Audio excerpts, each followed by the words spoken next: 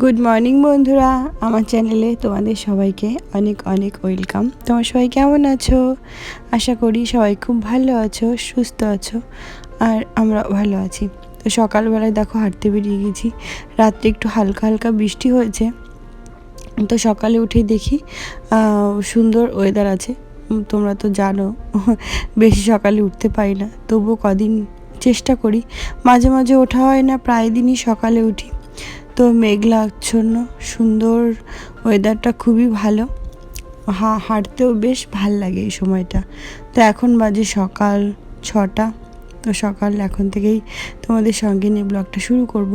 ভাবছি একটু হাঁটি আর একটু জব করি। তো প্রায় এরকম রোজই করা হয়, হাঁটতে বেরোলেই আমি একটু জব করি। বেশ ভালো লাগে, ফ্রেশ ফ্রেশ লাগে সকালবেলা উঠে। আর অনেক সময় বিকালেও করি, বিকালেও তো একটু হাঁটি। বেশি হাঁটা হয় না, কারণ বেশি হাঁটতে পারি না, বেশি হাঁটলে এখন একটু কষ্ট হয়ে যায়। এমনি বাড়ির সামনে দিয়ে একটু হাঁটাহাঁটি করি আর কি। তারপরে দেখো আমাদের আজকে, তো মা আজকে কী রান্না করেছে সেটাই তোমাদের সঙ্গে শেয়ার করি। এখানে আছে বেগুন ভাজা, বড়ি। বেশ ভালোই লাগে, বাড়ির গাছের বেগুন তো, বেশি তো হচ্ছে না, একটা তুলেছিল মা, তো ওই জন্য একটুখানি আমার সোনামার জন্য বানিয়েছে। আর এটা হচ্ছে তোমার কুঁদরি, তো দেখলে এর আগে ব্লগে কুঁদরি তুলেছিলাম, তো এইটুকু কুঁদরি দিয়ে আলু দিয়ে একটা ভাজা মতো বানিয়েছে। আর এখানে হচ্ছে কুমড়ো শাক আর বেগুন দিয়ে কচুরমুখী আলু দিয়ে আর কী দিয়ে বেশ একটা সবজি বানিয়েছে। তো ভগবানকে ভোগ নিবেদন করা হয়ে গিয়েছিল, তো সব কিছু রেডি, এখন খাওয়া দাওয়া করবো, তাই ভাবলাম তোমাদের সঙ্গে শেয়ার করি। আর এখন যেহেতু আমি রান্নাটা করি না, তো ওই জন্যে আর সেরকমভাবে আর শেয়ার করা হয় না। রেসিপিগুলো যদি তোমরা দেখতে চাও অবশ্যই কমেন্ট করে বলো, আমার মা কেমন রান্না করে অবশ্যই তোমাদের সঙ্গে শেয়ার করব। তো খাওয়া দাওয়া করে বসে পড়েছি, স্নান টান সেরে সব কিছু কমপ্লিট হয়ে গিয়েছে। আর হচ্ছে আমার সোনা মা ঘুমোতেই চায় না, জোর করে চেপে ধরে ওকে একটু ঘুম পাড়ালাম। আর অনেকগুলো কাপড় দেখতে পাচ্ছ, এক গাদা কাপড় ধোয়া হয়েছে, মাই ধুয়ে দিয়েছে। লন্ড্রি করি, আর যেগুলো আর কি হাতে ধোয়ার মতো সেগুলো আমার মাই ধুয়ে দেয়। আর সোনামাকে চেপে ধরে শুয়েছি, একটু বেরোবো, বাজারে যেতে হবে। ভাবলাম একটু কাপড়গুলো ফোল্ড করি। তো কাপড় ফোল্ড করতে আমার অনেক টাইম লেগে গিয়েছিল, অনেক কাপড়, পুরো এরকম এক বাস্কেট না আরও ছিল। তো অত তো শেয়ার করতে পারবো না, আর আমি বেশিক্ষণ দাঁড়িয়েও থাকতে পারি না, দাঁড়িয়ে ভাঁজ করতে পারি না, ভীষণ কোমরে যন্ত্রণা করে, কিছু করার নেই। তো এখন দেখো এসে গিয়েছি বাজারে। তো বাজারে এসে দেখো আসলেই না আমি আগে ফুল গাছ দেখি, মনে হয় যেন ফুল গাছ কিনি, কিন্তু কি করব বলো, লাগানোর তো জায়গা নেই বাড়িতে। সব জায়গা দিয়ে পেছনে সবজি করা, আর দেখো সুন্দর সুন্দর ফুল গাছ, মনে হচ্ছিলো একটা দুটো নিয়ে গিয়ে বাড়িতে বসিয়ে দিই সামনে, কিন্তু একদমই জায়গা নেই। কিছু করার নেই, জাস্ট দেখতে ভালো লাগে আর তোমাদের সঙ্গে শেয়ার করতেও ভালো লাগে। তো ওই জন্যে দেখলাম ফুলগুলো খুবই সুন্দর লাগছে দেখতে।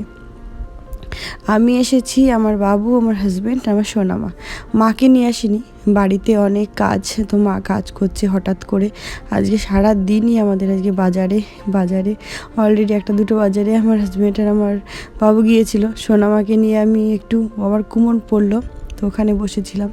আমি অতটা বেশি ঘুরতে পারবো না, তাই হঠাৎ করে আজকে সারা দিনই বাজারে কাটাতে হচ্ছে, কারণ ইচ্ছা আছে আমাদের বাড়িতে একটু প্রোগ্রাম করব।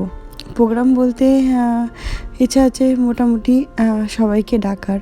এখন তো অনেকে ইন্ডিয়াতে গিয়েছে ঘুরতে, আর যারা যারা আছে ইচ্ছা আছে সবাইকেই বাড়িতে রাখবো প্রসাদ পাওয়ার জন্যে। তো কী উপলক্ষে সেটা তো তোমাদের সঙ্গে অবশ্যই শেয়ার করব, তার জন্যে পরের ব্লগটাও তোমাদের দেখতে হবে, তাহলেই বুঝতে পারবে। আর যে বাজার টাজার করা হয়েছে, তবু কেনা, মানে যেটা যেটা আর কি বানানো হবে, তো সেগুলো মোটামুটি বাজার করা হচ্ছে। আবার যাব হচ্ছে ইন্ডিয়ান স্টোরে। আমার সোনামাই যে এখানে বসে আছে, আমরা দাঁড়িয়ে রয়েছি, কারণ আমার হাজব্যান্ড গেল গাড়ি আনতে। তো এসে গিয়েছে এখন আবার আমাদের ইন্ডিয়ান স্টোরে। তো বন্ধুরা বুঝতেই পারছো, আমি যখন ভয়েস দিচ্ছি বেশিক্ষণ কথা বলতে পারি না, কারণ ভীষণ শ্বাসকষ্ট হয়, একটুখানি বেশি কথা বললেই না শ্বাস নিতে প্রবলেম হচ্ছে আমার, প্রচণ্ডই কষ্ট হচ্ছে, কিছু করার নেই। আর হচ্ছে এমনি ফোন ধরে যে তোমাদের সঙ্গে কথা বলবো, বেশিক্ষণ কথা বলতেই পারি না, 1-2 মিনিট কথা বললেই না মনে হয় যেন গলাটা শুকিয়ে যায়, প্রচণ্ড ড্রাই হয়ে যায়। তো দেখো ইন্ডিয়ান স্টোর থেকে যা যা বাজার করার আটা চালটা এখান থেকে না, রেস্টুরেন্ট ডিপো থেকে এনেছে, তো ওটা গাড়িতে আছে। আর ইন্ডিয়ান স্টোর থেকে যেগুলো সবজি, তারপর আর যেগুলো আর কি দরকার, ডাল সব কিছু নেওয়া হয়েছে। তো বাড়িতে গিয়ে তোমাদের দেখাচ্ছি কি বাজার করলাম আর কি। শোন, আমার তো এখানে খেলায় ব্যস্ত অলমোস্ট। মোটামুটি হঠাৎ করে আমাদের আইডিয়া মাথায় আসলো যে বাড়িতে প্রোগ্রাম করব, সবাইকে ডাকবো। সেরকম আর আগে থেকেই করা হয়নি। তো যেখানে আছে কি সেগুলো তোমাদের একটু দেখাই। সবজি এখানে কচুরমুখী আনা হয়েছে, তারপর আম আনা হয়েছে, উচ্ছে, সোনামা তো ম্যাগি, সোনামারটাই দেখাবে। এই যে চালের গুঁড়ো আনা হয়েছে, অনেক রকমের সবজি আনা হয়েছে। তো ওগুলো আমি ভয়েসটা মিউট করে দিয়েছি, কারণ হচ্ছে সোনামা আবার কথা বলছিল, এটা ওটা বলছিল, তো ওই জন্যে। আর বেগুন এনেছি, ওই যে মা একটা তুললো। শশা টশা যেগুলো আর কি দরকার মোটামুটি সেগুলো নিয়ে আসা হয়েছে। আরও আনা হয়েছে তোফু, তোমাদের তো দেখালাম, ওটা আনতে গিয়েছিলাম অন্য দোকানে। আর এই যে চাল আনা হয়েছে, মুড়ি আনা হয়েছে, সাদা তেল 5 লিটার, সানফ্লাওয়ার অয়েল, তারপর সর্ষের তেল, চালের গুঁড়ো, চিনি, ময়দা, এগুলো আবার মোটামুটি নিয়ে আসা হয়েছে। আমার হাজব্যান্ডের বাবুও যাবে, ওয়ালমার্টে যাবে, আর কোথায় সামসে যাবে, গিয়ে নিয়ে আসবে। কারণ আমি আর এত ঘুরতে পারছি না, প্রচণ্ড টায়ার্ড হয়ে গেছি। আর মাকেও নিয়ে যায়নি, মা বাড়ির কাজ করছিল, ওই জন্যে। ওই যে দেখো চাল, আর এই যে বস্তা ভরেই চাল নিয়ে এসেছে। এগুলো আমরা খাই, নর্মালি বাড়িতে ইউজ করি।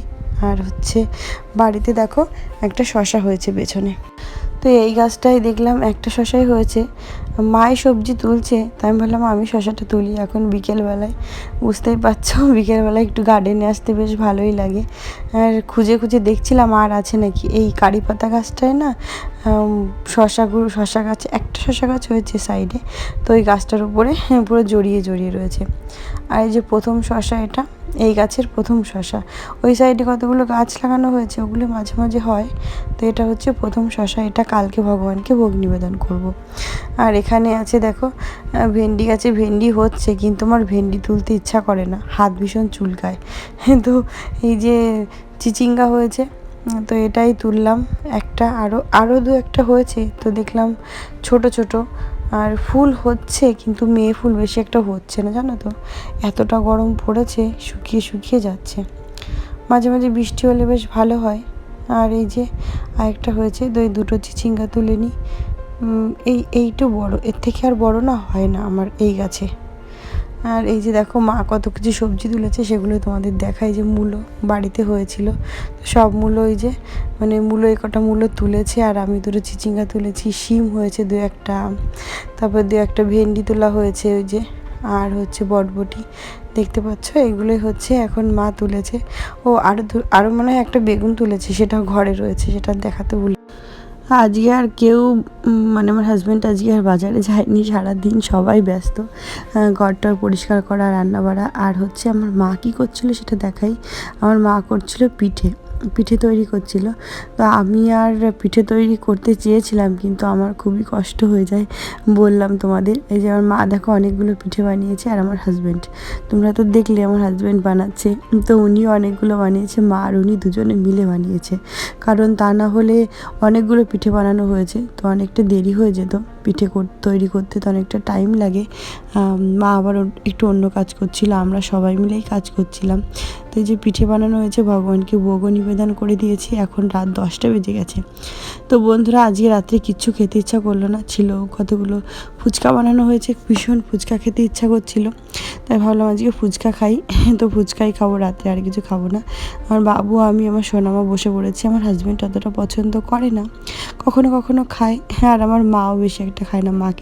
মা 2-1টা খেয়েছে, বাবু, আমি, আমার সোনামা খাচ্ছি। দেখো সোনামা তো শুকনো ফুচকা খায়, এমনি জাস্ট একটু জল দিয়ে মুখের টেস্টের জন্য একটু কখনো একটু জল দিয়ে নেয়।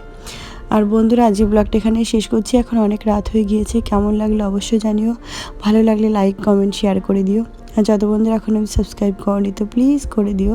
তোমার সবাই ভালো থেকো, সুস্থ থেকো, দেখা হচ্ছে একটা নতুন ব্লগে। ততক্ষণ তোমরা সবাই নিজের খেয়াল রেখো। আর আমার দেখে কাঁধে কাঁধে ফুচকা খেতে ইচ্ছা করছে অবশ্যই কমেন্ট করে জানিও। গরমের দিনে ফুচকা খেতে সবার একটু বেশি ভালো লাগে।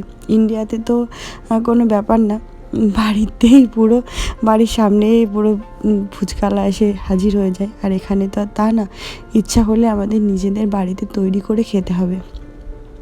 তবুও তো পাওয়া যায় এটাই অনেক।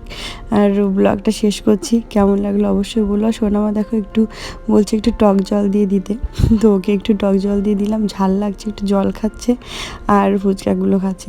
আর টেবিলটার অবস্থা দেখেছো, সোনামা কি করেছে, আঠা লাগিয়ে লাগিয়ে টেবিলটার কালারেই উঠিয়ে দিয়েছে। ভাবছি যে একটু নতুন টেবিল আনবো, কিন্তু বাচ্চা না একটু বড় না হলে আর ঘরের কোনো জিনিস আমার আর কিনতে ইচ্ছা করছে না। তো বন্ধুরা চলো, দেখা হচ্ছে তোমাদের সঙ্গে একটা নতুন ব্লগে।